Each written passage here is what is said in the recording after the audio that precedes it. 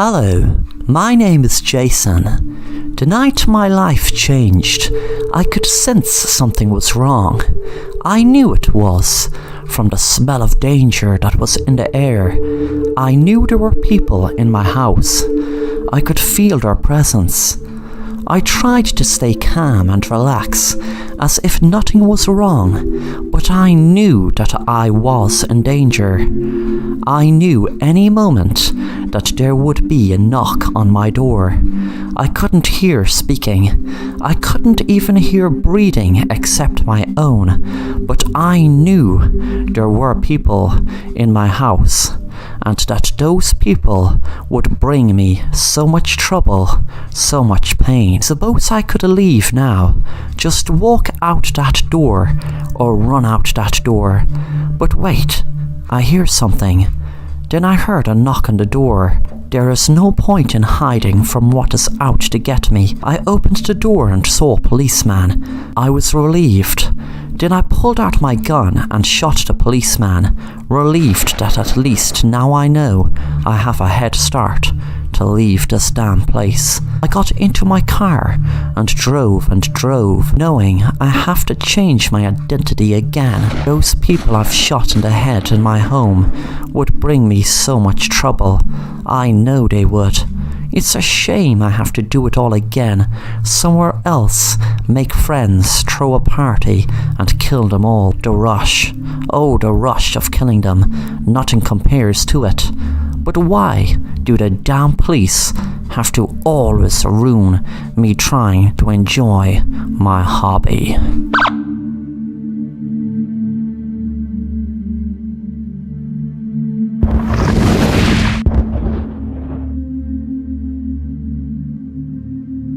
Thanks for watching The Assassin Rapper, and if you enjoy the content, then make sure to subscribe and hit the bell to be notified of new content.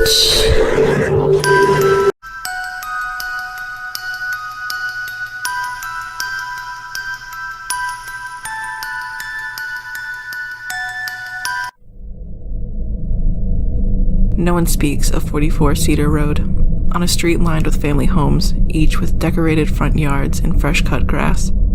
There stands another. No tragedy took place within its walls, no murders or assaults.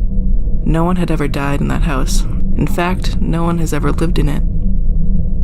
Over the years, there have been many offbeat and strange theories of its darkness, from the belief that it was built atop a portal to hell, to a curse. The one idea most people choose to believe is the simplest one, the one that rings true to anyone who stands outside, looks upon the house. It is simply this: neglect. All things have a purpose. Whether it comes from man or nature, each thing on earth was put here for a reason. This house, built only some 35 years ago, sometime in the late 1980s in fact, was constructed to be a family home, but it never came to be. From economic recessions, bad timing, and luck, the house was never sold. Each time a family came to walk its halls and speak of a potential future, the neighbors discerned a brightness about the place. When those families would leave, only to find another home and another place, the house grew darker, its neat wood and glass feeling small to any observer. Year after year, open house after open house, it was left discarded, each day seeming less like a home, each day growing more distant, like a thing not of its neighborhood or any other, a thing not built, rather placed here, between two very real homes and across from another, close enough so it could see and hear the neighboring families. As the years passed, its shades grew longer in the sun, its paint dim in the afternoon light. As a thing not of this world, the house remained there, the smallness it once portrayed now gone. Some 30-odd years later after its construction, with years and decades of emptiness inside, it grew strong, it grew hollow and vengeful. It grew haunted. The tragedy which is most infamously associated with the house is that of the Aaron Selinsky disappearance. According to police reports, the boy was last seen by a friend who resided on the far end of Cedar Road. When Aaron left his friend's home, he would have had to walk past the house to reach his own home. His mother called the station after 2 hours of searching, believing her son to be simply out with other friends or riding his bike. Once it was determined the boy was truly missing, the search began, first in the fields and skate parks before moving to house canvassing. In the intervening hours, when Aaron's mother was still searching, a call came to the station. It was the man who lived beside 44 Cedar Road. He claimed to have heard screams coming from inside the house. What he did not tell police at the time is that he, his wife, and children were terrified of the screams. It sounded like someone was getting their limbs torn off, he said. They were agonizing screams. 2 officers responded. Author Simon Hedges, who worked on finding and exposing the strange phenomena, would later try to find the 2 men but had no luck. Both officers left the force after the incident. The police report was sparse, saying only that they entered the house and saw nothing out of the ordinary. After clearing it, the men left. When the officers were questioned further, as it became more apparent that the missing boy may have gone inside the house, the men denied having seen anything of import. Detective Ron Ford, who led the missing persons investigation, wrote in his notes that the officers showed signs of deception. He privately considered them suspects. It is likely that he would have pursued it, if not for the complete lack of evidence. He later wrote he did not believe they had anything to do with the disappearance, but knew more than they were saying. Nothing ever came of the investigation. From time to time, there would be an open house for buyers who knew nothing of the house. A young couple, typically newlyweds, would walk through its halls, examine the structure as the real estate agent tried to sell the unsellable. It would pretend to sleep. It would be dormant while they moved inside. Within 20 minutes, the house would spit them out, and all involved would be happy for the encounter to be over. But when only 1 or 2 people went inside, these were the times when stories would sprout. Urban legends spread like wildfire for months after one of these occurrences, such as that of the 2 officers, or most famously, the contractor. The contractor had been hired by the owner of the house to see if it was possible to turn it into dental offices. An out-of-town dentist had been searching locations, and this, he had told the owner, would work very well. The contractor did not survive his encounter. His statement was not taken by the police, but the doctor who treated him. The doctor posted the following on the message board a few weeks later after the contractor's death. May 3rd, 2017. What I am about to relay is not on my own experience, and therefore I cannot promise it is all true. All I can say is that the man who told it to me was on the verge of death and had no reason to lie. He had been a healthy man a week prior, and the autopsy the day following his death showed no signs of trauma to the brain. Here is what he said. He had entered the house on 44 Cedar Road early in the morning of April 16th to take measurements. He recalled feeling strange as he took photos of the house, as if he were intruding on someone's privacy. After an hour of work, he packed his equipment into the duffel bag and crossed the living room to the front door, which had not been locked. Upon opening the door, he became disoriented by what he saw. Instead of opening to the outside, the door revealed a stairway leading down. He closed the door and checked the windows. Outside the glass, he could see the people on the sidewalk. He tried the door again, thinking perhaps he was imagining what he saw. But the stairwell was there again. He tried the back door, finding the same steps. He tried the windows, opening and then banging, breaking, but there was no reaction from the glass, as if it were not glass at all, but rather an invisible film separating him from the rest of the world. After beating his hands raw on every surface that led to the outside, he told me that he sat in the bare living room and wept. When the tears stopped, he simply sat there. It was in this silence that he heard the water upstairs. Though the house had no running water since it had originally been built, someone had now turned the shower on the second floor. The contractor rose from his stupor, a hammer in hand, and climbed the steps. As he reached the landing, there came a humming from the bathroom, almost completely veiled by the rush of falling water. But it was there, hollow and awkward, as if not coming from human vocal cords, but a poor imitation. The doorway to the bathroom stood ajar, steam spilling out. The contractor, terrified and already in a state of near hysteria, raised the hammer as he pushed the door open. He stared off while telling me what he saw there, as if he could not understand, as if he wasn't sure it had been real at all. It was the shape of a person, he said, blurred behind the shower curtain. But the longer he stared, the more he realized it wasn't the plastic that made it hard to discern the person on the other side, because it was not a person at all. It too was a poor imitation of a human being. He turned back toward the staircase, but from below, another humanoid shape was walking up. The contractor ran down the hall and into the back bedroom. There was no furniture, and the closet had no door. He simply had no place to hide. Again, he tried the windows, but again, it was to no avail. It was from this view that he saw the neighboring home. The curtain on the windows obscured the people inside, making them look like nothing but shapes. He wondered then if this was what the house believed families to look like. The water in the hall cut out, and he could hear them there, mumbling, staggering. And soon they were searching. It didn't take long before the door opened and he was found. They were so happy, he told me, so happy when they found me. At this, he wept. He would not say more, only that when he found himself outside, he thought he had been in the house for weeks, but it had only been hours. Over the next few days, he deteriorated, body and mind, every day telling me something new. On his last day of living, he was not much more than a corpse. With his last breath, he told me this. They sang to me. Every night, they sang me to sleep.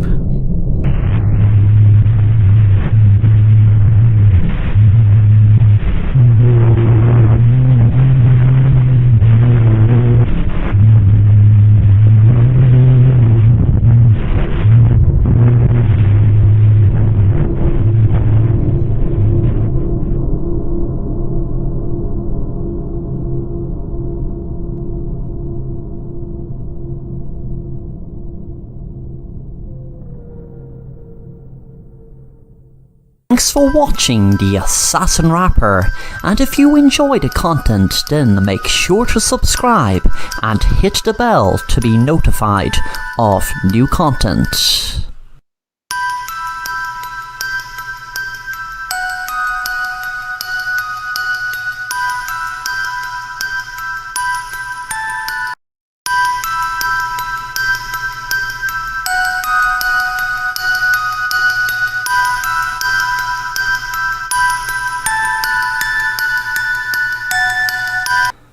We stopped checking for monsters under our bed once we realized they were inside us. "Don't turn the lights off, please, Mommy," he said timidly, fear resonating in his voice. His mother laughed lovingly and assured him the nightlight would provide sufficient lighting from whatever he feared would come forth from the darkness once she had left. "Okay, but please check in my closet before you go," he asked of his mother meekly. She decided to humour him and did as he asked. Once satisfied nothing was in there, he seemed a little more at ease, his young head against the soft pillow. She passed by his bed and kissed his forehead lovingly. "Good night, my sweet boy," she whispered as she stood upright. "I love you, Mommy," he chimed in as she left. Just before she shut the door, "I love you too, Aaron," she said with a smile on her face as the door sealed him in from the rest of the house. Once she had left, the room immediately became tenfold scarier. The pale nightlight, rather than being reassuring, cast an eerie glow across the room, prompting shadows to dance in the darkness to some unheard tune. Aaron lay in bed, gripping the covers tightly at his chin. His mother had left the closet door ajar. If he but even closed his eyes with it unclosed, he would be vulnerable to whatever he was sure resided in there. Once the lights were off, he had to close it if he hoped to get any sleep. He looked around the room for some sort of defense against the creatures that might attack him once he tried to disrupt their plan of escaping. His eyes happened upon the baseball bat propped up against the wall near the door. He scrambled out of bed, disrupting the dance of the shadows as his colossal shadow flickered across the room as he passed through the pale glow of the light on his way to his weapon. Holding the bat in trembling hands, He scanned the room for any possible assailants. Aaron had broke out into a cold sweat. He could feel the shirt of his pajamas sticking tightly to his torso as his brow accumulated sweat. He wondered if the monsters could smell fear. If they could, he was in for it. He probably reeked of fear. And sweat, of course. He held the bat tight and took a step forward. He was going to shut the closet door. Each step felt as though he was wearing lead boots. It was almost painful walking towards what very might be your dead man walking, as they would say. The shadows had begun to dance again. Perhaps it was a dance of death. Aaron began to wonder what the monster would do to him if the bat could not protect him. He could almost see it slowly stretching out to its full size, towering above him, picking him up and bringing him closer to it. Its horribly scarred face, full of blisters and warts, pouring out a gooey slime. The dead look in its eyes and row upon row of razor-sharp teeth. Would it bite his head clean off, or simply devour him whole? Aaron came back to reality, as he was now at the closet door. He turned back to check the room, once more to see if perhaps one of them had found a way around him. There was nothing. Thankfully he could see his room almost perfectly. His creased sheet lay half on the floor, half on the bed. Probably from when he had scrambled out of it. The various toys scattered around the room seemed to have gathered to bear witness to the grand event that was about to unfold. The curtains rustled lightly. He had probably just forgotten to close the window properly. Aaron took a deep breath and decided he would face the monster rather than simply shutting the closet door. He exhaled quickly and swung the closet door wide open, bat high above his head and ready to face his doom. He breathed yet another deep breath, but the exhalation was more of a sigh of relief than anything. There was no monster. He felt emboldened by the fact he would have taken any monster head on. He was a warrior, at least in his eyes he was. He could take on anything. At the back of his mind he was almost disappointed now. His adrenaline was rushing. He could feel the blood in his cheeks and hear it in his ears. He was ready to fight a monster. He made his way back to his bed, but with his newfound bravery decided to close the window first. Usually Aaron would be too scared to open the curtain in the dark out of fear of what would be behind the curtain, or worse yet, what might be looking in on him from the outside. But he was brave now. He was a would-be monster killer. He could close a window and bear looking out the dark window. He approached the curtain and flung the curtain back, bat prepped to swing at any monsters hiding behind it. Nothing. Dang, monsters are scared now, he thought, with a smile on his face. They know I'm not scared, and I've got a bat, he told himself. Reaching for the window, he saw it was closed. Realizing his eyes must have played a trick on him in the dark, with nothing but the pale light to provide for his sight, he returned to his bed and threw the bat at the foot of his bed before jumping on it. The adrenaline had washed over him, and he now felt ready for bed, confident in the fact that there were no monsters, as well as the fact he had conquered his fear by means of facing that which could have possibly been lurking in the closet. He reached over the edge of his bed to pull up the cover that had been a casualty of his fear, excitement, and had fallen to the ground. Groping for the covers, his heart skipped a beat as he felt not only the cover, but something much softer beneath the covers. He had probably dropped the covers on one of his many stuffed animals. He slung himself over the bed to retrieve not only the cover, but the stuffed animal too, as some company in bed would be very welcome, After his ordeal and excitement, the smell washed over him, first as his head neared the edge of the bed.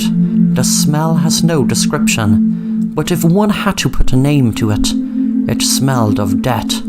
It penetrated his nostrils.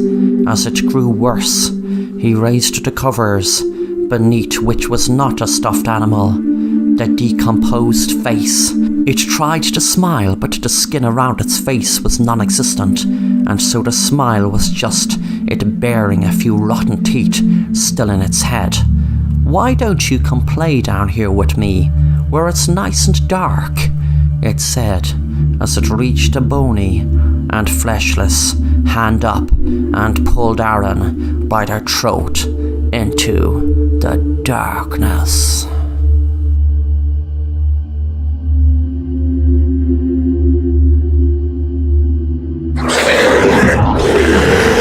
Thanks for watching The Assassin Rapper, and if you enjoy the content, then make sure to subscribe and hit the bell to be notified of new content.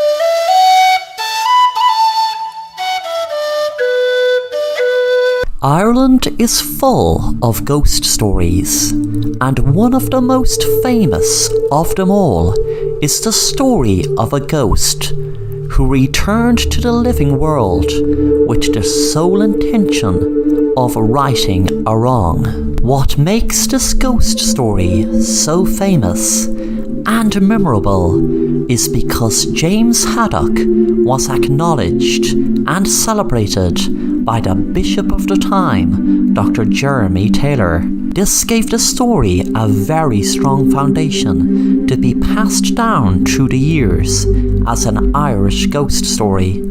James Haddock was a farmer who lived outside of Belfast. James died in the year 1657, but after his death, his spirit had returned to the land of the living to avenge those who did him wrong. James Haddock had made a will that those who should inherit his manor house and farm were his wife Arminel. His young son John Haddock was to receive the rest of it once he reached the age of 21. Mr. Davis was the name of the executor of James's will. Davis married James's wife Arminel a few years after James's death. It was then was the start of the reason for James's spirit to start his haunting, as after James's death, Mr. Davis changed James's will where he put his own son as the beneficiary instead of John Haddock, who was the rightful heir. Davis would have got his own way only for the haunting of James Haddock. It started one night during September. James's friend Francis Taverner was on his way home to Hilborough. Nothing was out of the ordinary until suddenly his horse stopped on the Drumbridge near Brumbeg. Taverner wondered what was wrong, but didn't think much of it, so just got off his horse and led him across the bridge. Suddenly he got a start when he saw a figure in a white coat appear right in front of him. Francis couldn't believe his eyes, because the white figure in front of him looked exactly like his friend James Haddock, who had passed away 5 years before. Francis was shocked to the core when the ghostly figure begged him to make sure his son was the rightful owner of the land that was due to him. Francis refused and jumped on his horse and raced away neigh like a racehorse. Francis heard a very strong wind and screeches almost like a banshee when all of this was happening. Francis was happy to arrive home, and as soon as he did, he fell down on his knees and prayed to God to protect him from whatever he just saw. The next night, Francis still wasn't over the shock of seeing his friend's ghost when he suddenly saw him again, as he was sitting by the fire with his wife. He was disappointed his wife could not see the ghost, and wondered why. James Haddock begged and pleaded with Francis that he has to go to his wife to persuade her to make sure his son gets what is due to him and what is rightfully his. He begged for him to make sure justice was done and to right the wrong. Francis once again refused to offer any help, and due to it, he was visited by James Haddock's ghost every single night for a month. Francis was in a very bad place and knew he had to get away from it all, so he fled to Belfast. But to his horror, the ghost had followed him. He didn't know what to do. The ghost was getting more and more aggressive and was now demanding Francis go back to Arminal and punish her in the worst way for her terrible treatment of their son John. Francis was shocked and scared more than ever, as the ghost warned him that if he didn't do what he was told, there would be extreme measures taken. Francis Taverner knew he had to confide in someone and couldn't think of anyone else to go to for help besides his local chaplain. Francis explained the whole story from the very first time he saw the ghost on the bridge to the night before. When the chaplain was told not long after he had the whole story, he then went to visit Dr. Lewis Downes, who was the vicar of Belfast at the time. The three men went to see Davis to explain the ghost's message and demand. Davis laughed at the men as if he was just told a very funny joke. He refused to make any change to the will and refused to give up any land.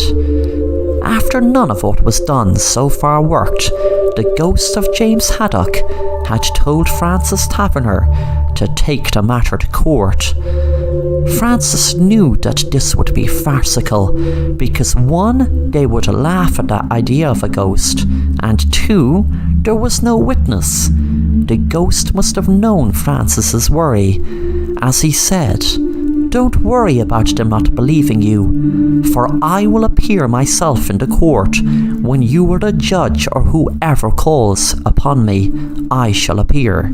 The court was held in Carrickfergus, and it was under the title "The Court Case to Return the Estate to John Haddock." The opposing counsel mocked and jeered the idea and began to call for James's ghost to appear.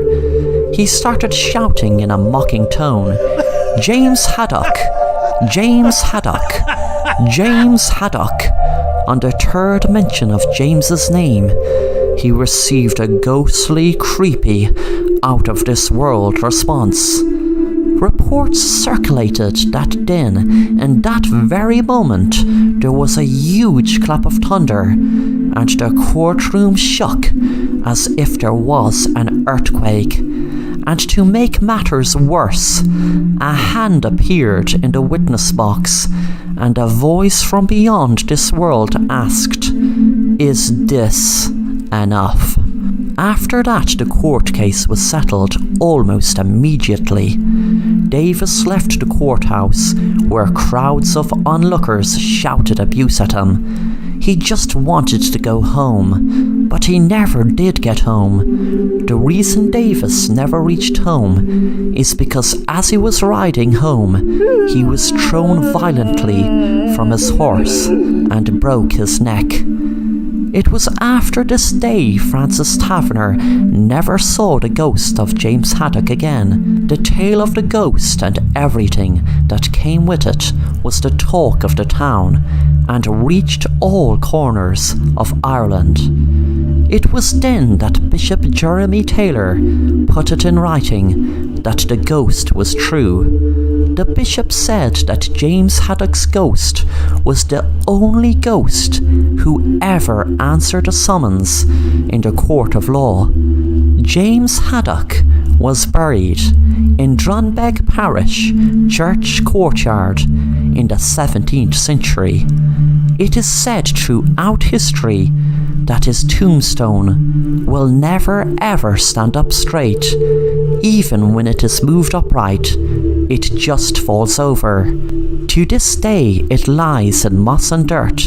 Is the reason the tombstone doesn't stand upright a message from James? Is he trying to tell us something?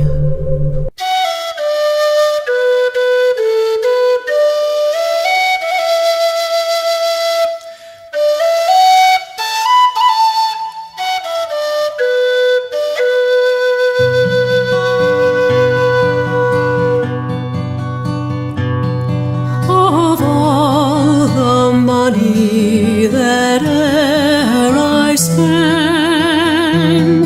I spent it in good company, and of all the harm that e'er I've done, alas, it was to none but me. And all I've done for want of wit to memory I can't recall. So fill to me the parting glass. Good night and joy be with you all.